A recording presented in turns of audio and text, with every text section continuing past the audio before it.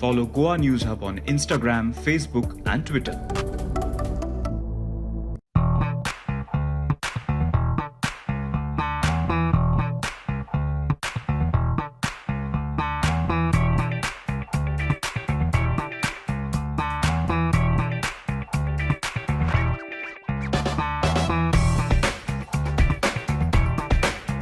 I'm Vincent Toscano. I'm from Shorrock, Goa. It's the largest island in Goa, and I was fortunate to be born and brought up in that piece of paradise, and fortunately it still remains so. So I did my schooling in Shorrock, and then I went on to do my polytechnic at Altino, Panchi, and then did my mechanical engineering at Farmangudi. Subsequently, from 97 onward for 18 years, I worked in the global IT industry till I decided to come back in 2015. And since then, I've done a number of things. Taught in the Goa University Management Information Systems for one semester for first and second year. Done a 23-episode TV series for Prudent Media about startups in IT in Goa. Then done 5 vacation camps under our association, Goa IT Professional Association, project called Project Geet, Goans Empowered with IT, GIT. And in that, in fact, more than 500 village kids got exposure to the latest technologies in terms of MIT's Scratch programming. And we have done this in North as well as in South Goa. And then we began on realizing that there is a severe situation or unfortunate situation with the school computer labs, which were in a very dysfunctional state since 2015, as we observed. We went about reviving those labs, initially with donations and out of our own free work.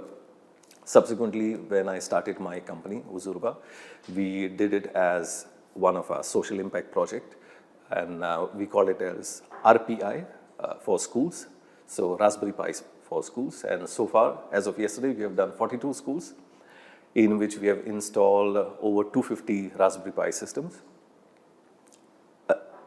More than half of those by CSR and PTA funding, but equally a good number, around 20 of them through crowdfunding, purely through crowdfunding from around 100 donors from across a dozen countries across the world. So that is what we have been doing, and our focus has been to demonstrate the viability of village IT, basically doing whatever IT happens in Pune and other IT hubs, doing that in the villages of Goa, so as to revive the villages, which have been deprecated due to the chronic, decades-long brain drain that has happened, wherein due to lack of modern opportunities, we have had to leave Goa and go outside, and as a result, our villages are suffering. So to bring modern technology-based livelihoods back to our villages. So that is something that we successfully demonstrated from October 2017 till January 2021, when the pandemic really hit us hard and we had to put a pause to it. So right now we are focused on doing this Raspberry Pi for schools, and on top of that, once that infrastructure is established, then to use that as the coding platform to teach robotics to the children under a Goa to Mars initiative. I think it has been the journey of life. So 1997, when I graduated from Goa Engineering College and got a job in Tata Infotech at that time in Pune, I left Goa with certainty that I will never come back, because there were no jobs for engineers or in the IT industry. So that was the certainty in the mind that Goa mein kabhi IT hoga nahi, so likely we are headed out from here, just visiting once a year or so, as most Goans do who are abroad. But as time went by, and I would say, blessed to get opportunities through my Tata Infotech and subsequently through Infosys, where I spent 12 years, to get to work in about 10 to 12 countries across the world. And in that, though I am comfortable and enjoyed being wherever I go because of my simple needs, but yet the heart always yearned for Goa. Like they say, right, you can take a villager out of the village, but not the village out of the villager. And in our case, the village was a paradise. So, all the more the strings of my village clung to my heart. So key turning points or the turnarounds or realizations started around 2008. My father was 83 years old. He was paralyzed, and since they could not manage by themselves here, I'd shifted them to be with us in Pune. My mother was in a wheelchair with severe osteoporosis. So we would come for certain occasions for the summer feast of our village, which were very dear to his heart.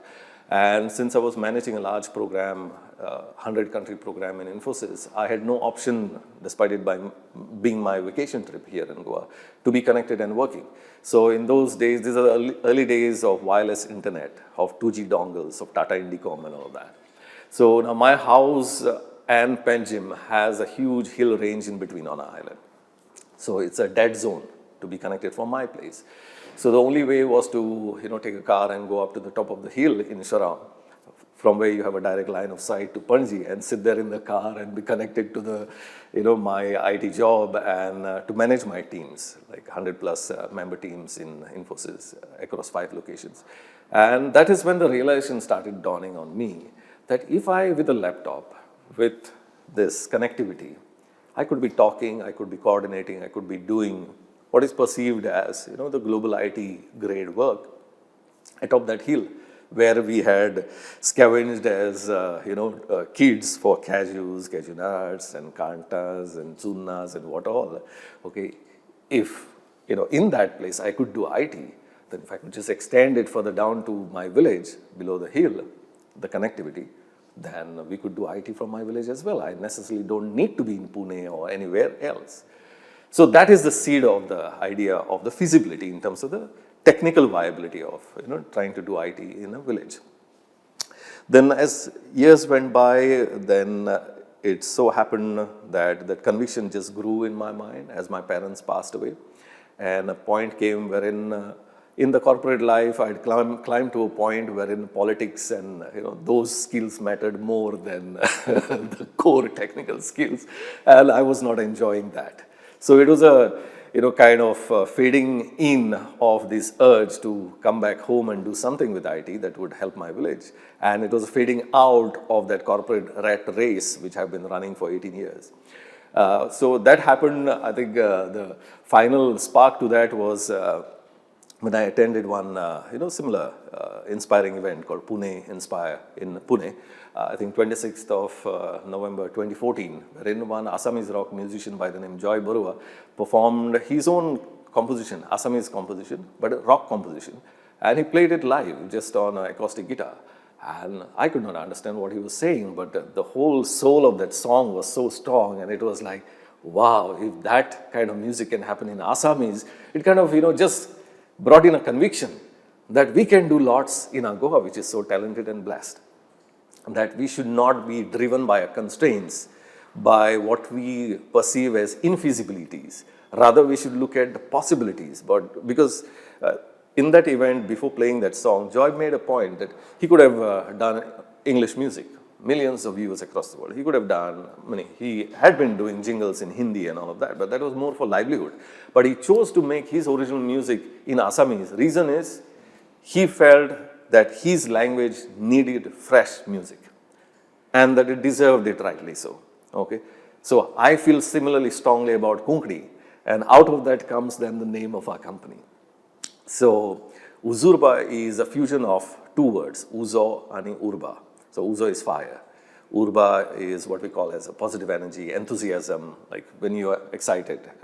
So you can call it like, enthusiastic fire or fiery energy, but in the positive side, not the destructive side. So that combined together becomes Uzurba. And that's a passion that drives us. And since the inception, going back all the way to 2008 onward through the journey, the idea always has been not about, clocking millions and whatever, the money trail, but more in terms of maximizing our impact in the, the village, the community, Goa at large. So if I may share that the work that we did with Raspberry Pi since 2015, initially under our Project Geet program of Goa IT professionals, and subsequently since 2017 when I started Uzurba and commercialized that offering to make it sustainable as RPI for schools, that has today, or since a year back, manifested as Goa government's coding and robotics education in schools. Okay, I'm just sharing the impact that we have had. I don't mean it's a single person impact. There have been dozens of volunteers who have made it a success. Okay, but we have contributed a little bit in that. Okay, by sustaining that initiative and proving beyond doubt to the doubtful babus that our education system is saddled with, who doubted the viability of Raspberry Pi in, for educational purposes. Since the time of Chief Minister Lakshmikant Parsekar, we have been presenting to them our successful prototypes, initially under Goa IT professionals, subsequently as Uzurba, to Manor by Parikar. Okay, wherein we said we can do it in 3 months, all your labs we can upgrade if you give us opportunity. But the bureaucracy has been such, and the lobbies have been such, that they have held it back. Tragedy is that you look at every year, 17,000 to 20,000 Goan kids pass through SSE. Okay. Now, these many kids are going through SSE, many of them, I would say probably 50%, and maybe that's an underestimate, do not know the difference between backspace and delete on a keyboard. Do not know that there's a shift for temporary caps. They use a caps lock, then put one character. You understand? That is the level, I mean, you understand the level at which our kids are in terms of their ICT skills. And that is an essential skill today in this internet world. And we have been depriving our Goan kids of that skill and that exposure. So through our camps earlier, 5 vacation camps, we demonstrated that all of this is feasible, bringing them exciting technology and their learning, which is available for free. You don't need Microsoft and others' licenses. Okay, you can take out so much of cost. The Raspberry Pi is so cheap. Okay, within 7,000-8,000, you can get up one complete system. Okay, so with this, we can bring about social good. So that thing is now in the process of being institutionalized, okay, as the platform for educational purposes in all Goan schools. You understand? Similarly, this village IT concept that we had, through our association, we repackaged it as IT Anywhere. And during Chief Minister Lakshmikant Parsekar's time, we managed to get it into the IT policy, Goa IT Policy 2015. So if you look at the policy document, it has a full section dedicated to IT Anywhere. The whole idea was till then, okay? Till then, the mindset was about IT parks. Without an IT park, IT cannot happen. And I had experiences sitting atop the hill that you don't need an IT park. You just need a connection, you need a computer, and you need a trained mind to get IT started.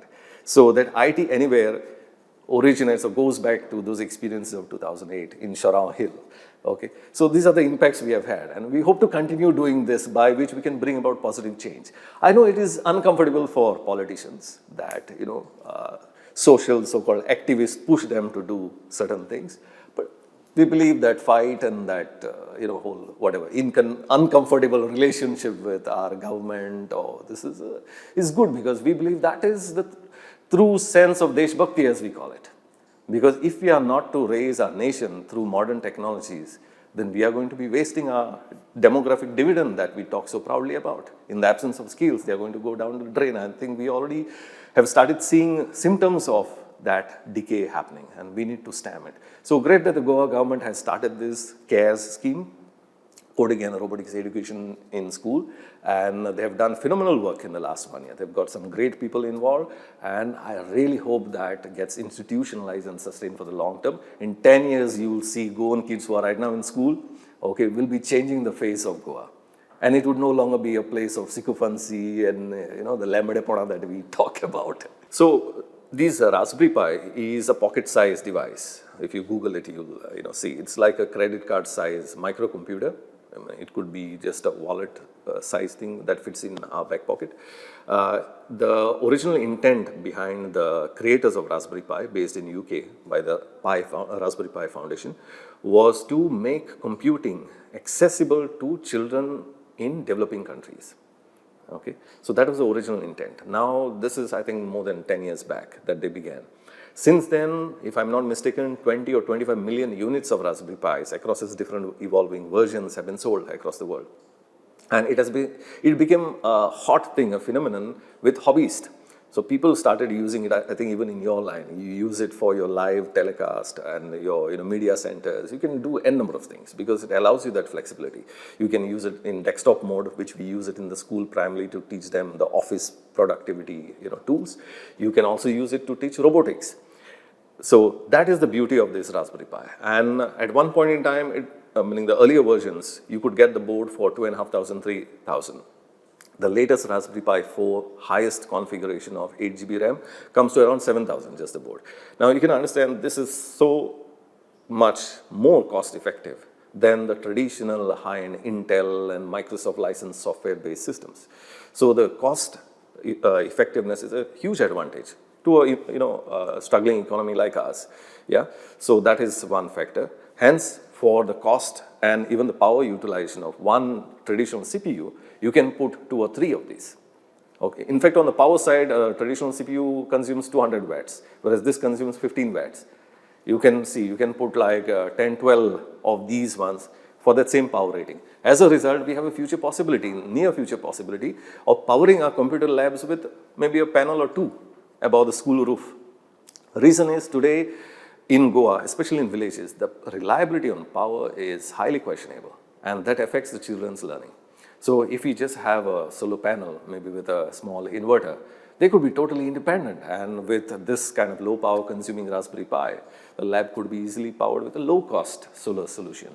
So there are multiple advantages. Now, coming to the robotics part, see, I understand these various brands in the ed tech space have hyped this whole thing of necessity for every kid to learn robotics. It's not the case. It's not that everybody needs to learn coding. It's not that everybody will become an engineer. Okay? So the way we look at it is not to drive it with the obsession that everybody has to be made a coder, everybody has to know robotics, everybody has to become an engineer. No. But we need to take a step back and ask ourselves, what is the academic output from our village schools?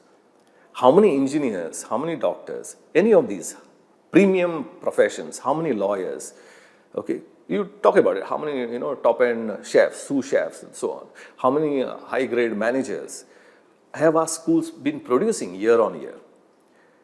At this point in time, to my best knowledge, we are missing this statistic to evaluate as to what is the real value add to the life of the children. See, right now our schools are obsessed with marks. Okay, तो SSC में कुछ 90 निकाला, 96 निकाला, तो that is lifelong accomplishment. That's not.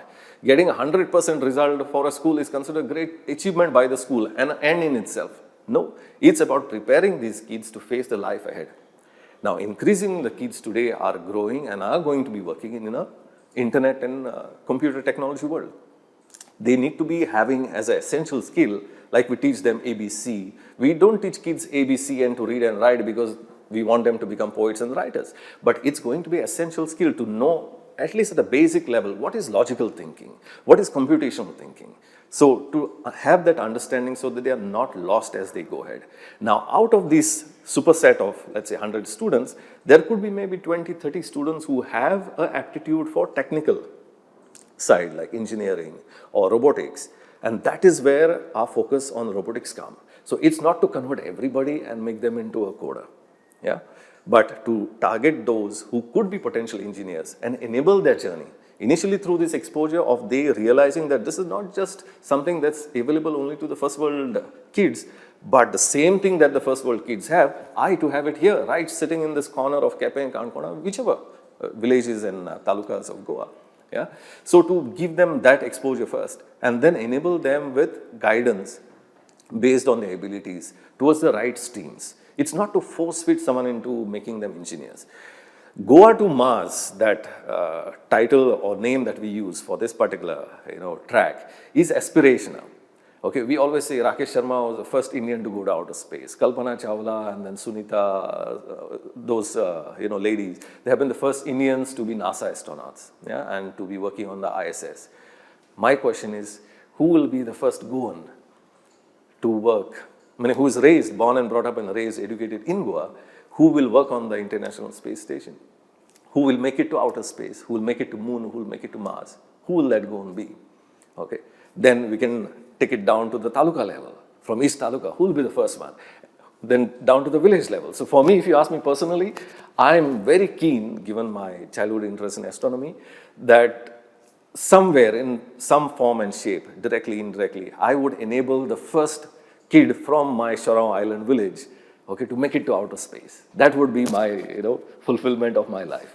Yeah. So hence that whole packaging of that program. The whole idea with this teaching is not to make it a mugging exercise. Like for example, all these years we have been teaching kids the office productivity tools more from by hearting or rotating the commands. If you have to make something bold, write the command for it.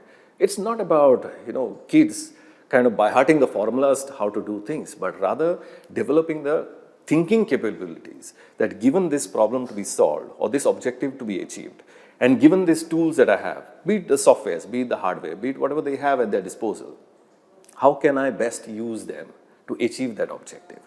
So to build in them the critical thinking, computational thinking, or also as we call it as design thinking abilities, by which they become problem solvers, rather than waiting for somebody else to tell them कि ये problem solve करने के लिए follow A plus B plus C and problem will be solved. No, expose them to such diversity of problems, okay, and the capability of the tool set that we provide them in terms of the various components, in terms of the softwares which are available, using a so to say optimal combination of which they can get to the outcome. Yeah, so it is more about developing their thinking capabilities and self-learning capabilities. See, in our times, there wasn't much possibility for self-learning because only reference used to be a physical library with physical books. Today, for the kids, it's their phone in the pocket.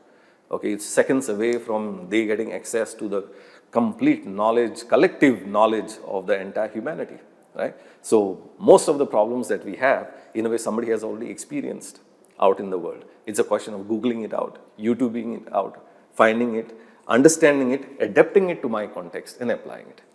You understand? So that whole ability to self-teach or self-learn is something that we intend to impart to the children so that they do not feel that they have to operate only within the curriculum of what they are taught, that there's so much more to explore.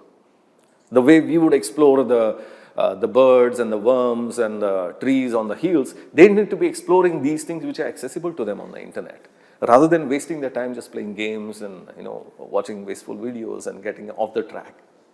Yeah, so that is the whole objective. If you look at Goa, connectivity is the primary problem when it comes to doing IT from anywhere, and more so in my island village. So though by straight line we are just about 7-8 kilometers from Panjim city to my place, with the hill range in the middle, my house at the foothill is a dead zone, even today.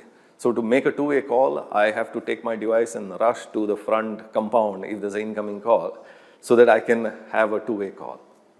Okay. Now, I've tried to overcome this, and the reason for setting up Uzurba in Shorrow was to use that as a means to bring about the change. Okay, because, for example, it would be easy to set up an office in Panjim and be totally, washing off my hands from this problem. But I thought, let's do it in Shorrow, in that dead zone, so that I can use Uzurba as a means to bring about better connectivity. So yes, there was resistance, reluctance in the community initially in terms of this paranoia they have about mobile tower radiation, okay, which is unfortunately propagated by certain celebrities with not complete knowledge. And TRAI, T-R-A-I, has, I think one of the strongest safeguards in terms of usage of this technology, which if complied with properly regarding the setup of the towers, do not pose any health risk to the locals, but that minuscule risk is, blown beyond proportions, and hence people get scared. So there has been a situation in, I think, Jan or February 2015, wherein I was asked by the village panchayat to explain this whole matter in terms of its merits, in terms of the health hazards and the TRAI guidelines, and how complying with those guidelines, the hazards are totally taken care of. Okay, so I spoke about it for 5-10 minutes, and people were convinced. Okay, and then in the subsequent Gram Sabha, due to some misunderstanding that some certain lobbies created, because there was a on-the-spot approval for the towers, 3 towers in Shorrow that day. But within 5-10 minutes in that first Gram Sabha, somebody started shouting at the back, saying, "We know what it is, and you don't try to fool us," whatever. Suddenly the whole mood changed. Okay, so it kept pending for the next Gram Sabha. In the next Gram Sabha, all 3 were approved. Then came the problem of bureaucracy and corruption. So certain amount was demanded per tower. I won't name by whom. You can make your own guess. 2 of the towers were given to one particular company, which operates by dishing money out. So those got approved. Okay. So Gram Sabha approved all 3. But then you need a formal approval from the panchayat body. Yeah. So those 2 got approved. The one on my side, which was to come above the hill, was by another agency which had a zero bribe policy. So they said, we will not. And then it was, the Indus Towers, which would do infrastructure for Idea, Vodafone, all of that. Then Idea, Vodafone went into a merger. They put all infrastructure plans on hold. So it has remained pending since then. Yet, how did we manage with it? So yes, we have these phone holders attached to the front grills of house. So we plug it up there, and with a Bluetooth headset, then you take a call from your desk. So that is how we have managed phone calls. Regarding internet, fortunately, there is GBBN, or G-Wave as we call it commercially. So they have had fiber connectivity in Shora. So we were one of their first customers. So we used that. Then we used BSNL copper. Then BSNL came up with fiber optic. We took BSNL fiber optic. Then we had 2 Geo dongles. So we operated with these many backups to keep our IT company, Uzurba IT Services, running from October 2017 till January 2021. So that is how we have managed to work around the connectivity issue. Unfortunately, I would say the government also has been lacking in its own proactiveness to create that awareness among people. And as an association, Goa IT professionals, right from February of 2015, we have been proposing to the government that let's work together. You have a information publicity department. Let's create an awareness campaign. Let's make people understand what are the pros, cons, the regulations, all of that. And then as per that, let's proceed. But we see a reluctance on part of the government. Now, I think it's more than a year that the government has brought out the Goa Telecom policy. But the question is, how many towers have really materialized since then? So there's always a paper. We find that Goan politicians are very efficient in producing paperware, okay, but results on the ground is always a question mark, and that needs to change. So on 8th of March 2020, I spoke at TEDx Panji about our work till then. And in that, I announced the launch of our Goa to Mars, the robotics education program in schools. Our kids were ready, everything was ready for the upcoming summer vacation for us to do the vacation camps. And 2 weeks down the line, then there was a pandemic-related lockdown. So that totally shut down, and those kids have been lying around. And now that this is the first academic year wherein kids are back to school in full strength, we are launching it from July. So we already have 2 schools, again, in Shorrow at this point in time, that have signed up for it. And we intend to stabilize a program there and then take it beyond. So that was the first setback, that for the last 2.5 years, we had to keep that program completely on hold. Okay, so that was one. Second was, since the schools did not have the kids in-house or, in attending the school, computer labs lost their priority. So as a result, our business took a hit. So that has been on a back burner. So in the last 1 year, entire year gone by, we have done about half a dozen schools, wherein we would have normally been doing 2 to 3 dozen schools. Yeah. So that track, the RPI for schools, that also took a hit. But again, it is sustainable by itself. Then IT services, where right from day one, we enabled our team with either the desktops and laptops to work from home with dongles and all of that. So with that, we sustained for 9 months, okay, doing IT services for local as well as global clients.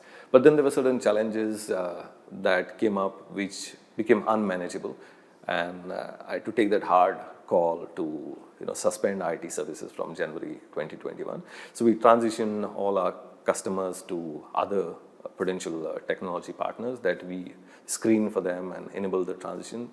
Our employees whosoever didn't get a job, okay, I myself used my network, and each one of them was placed, earning a salary 3-4 times better than what they were learning, because in those 3 years that they spent with us, we had consciously chosen to invest only in the latest technologies. So they were not doing PHP and the old stuff.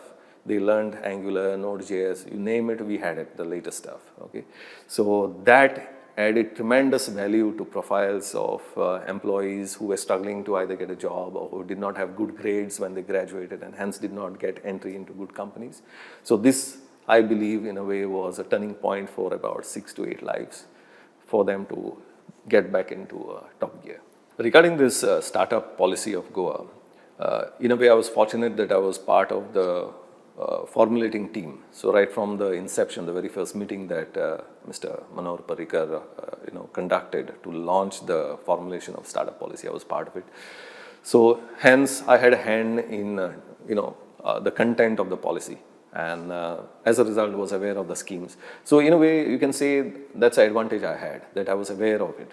At the same time, is 10 lakhs a huge amount in the IT space? Not really, it's peanuts, okay. But we thought, okay, we have been part of this whole movement to get the Goa government to do IT policy, startup policy.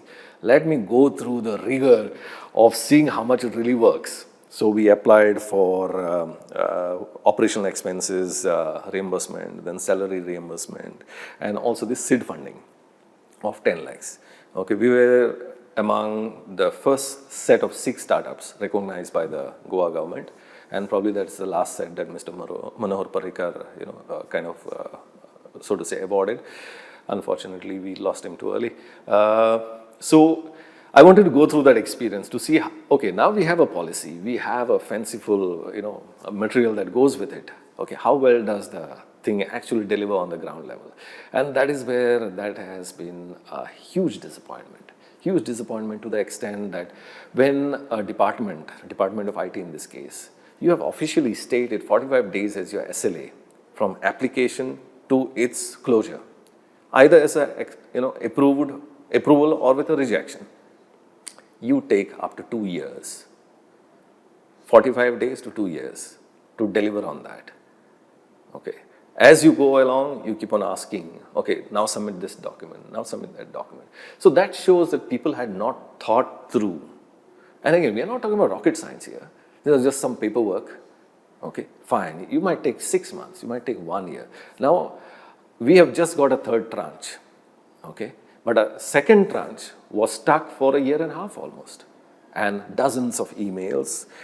I used Twitter to escalate it to the center as well. I, called up people. Again, we are not into pulling strings to, get favors.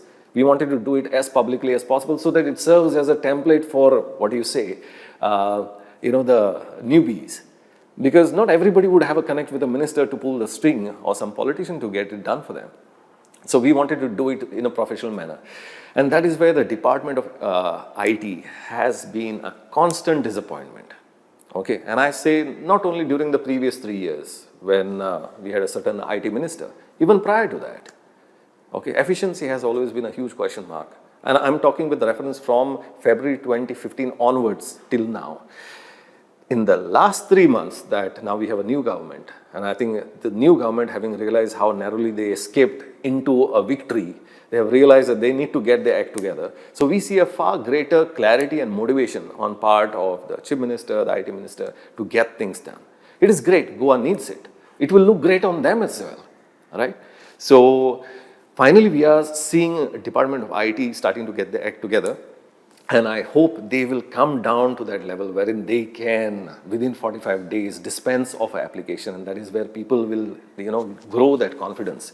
Because many of us came to a point wherein we felt that this was an utter waste of time. Okay, chasing the Department of IT for these funds and all of that. Because the overheads, exceeded whatever value we could have created with that same time. So now I see hope that Mr. Rohan Conte is back again as the IT Minister. We see greater clarity and initiative. At a recent event, he said he wants every application by his department to be cleared off, to be dispensed of within 30 days, not more than that. Now that's better than 45 days. If they can do it, great for them. See, the IT community is driven by professionalism and merit. It's not driven by sycophancy. And that is the merit and professionalism is the basis on which it has become the greatest success story of India. We are still the IT powerhouse of the world.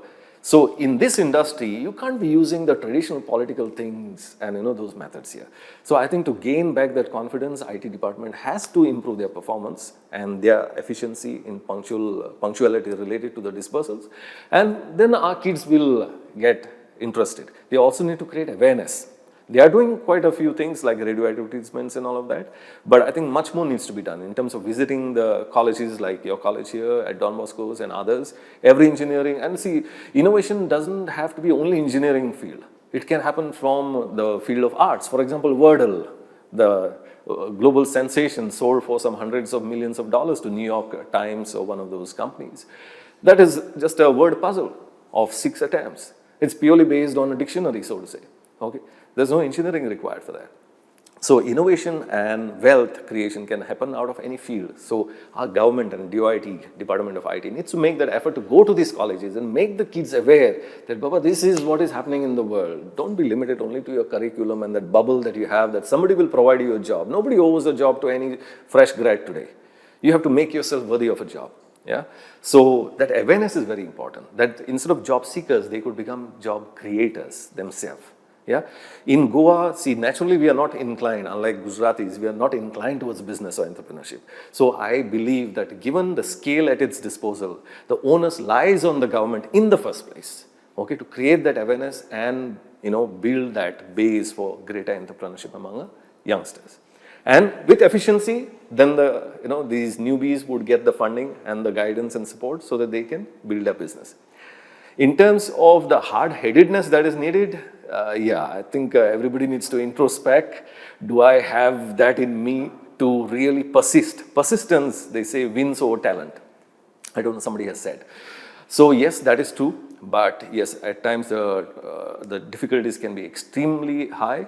There are times when you have to make hard decisions, like much against the very fiber of my existence, I had to make the decision to suspend IT services because that was a very thing for which I set out. Of course, we did policy and RPI in schools. That was still a byproduct, but the core vision was village IT.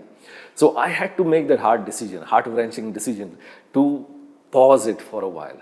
So you have to make those decisions. At times, as they say, you have to pivot. So you started with one product or one direction, you have to pivot onto something else and move on to something else. Be ready. You need to have that dexterity coupled with perseverance. Okay? Because disappointments are bound to be aplenty.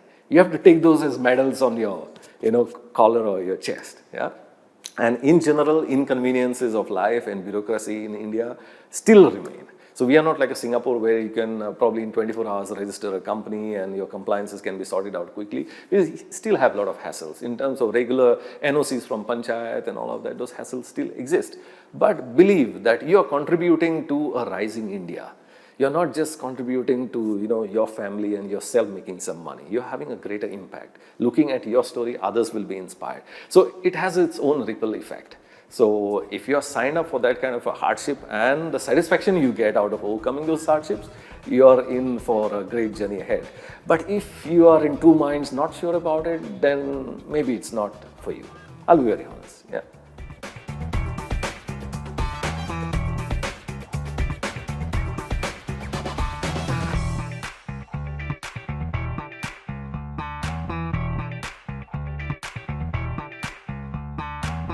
Hi, I am Kaushal Palekar. Hi, I am Ketan Gulatkar. Hanuman Neglur. Rahul Desai, Neeraj Bandekar, Prasad Deshpande. Hi, I am Rupesh Saman. I am associated with Goa News Hub. Goa News Hub.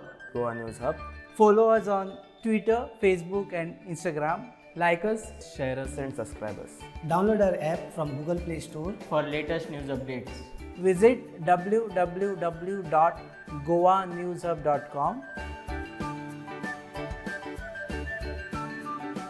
Keep watching us.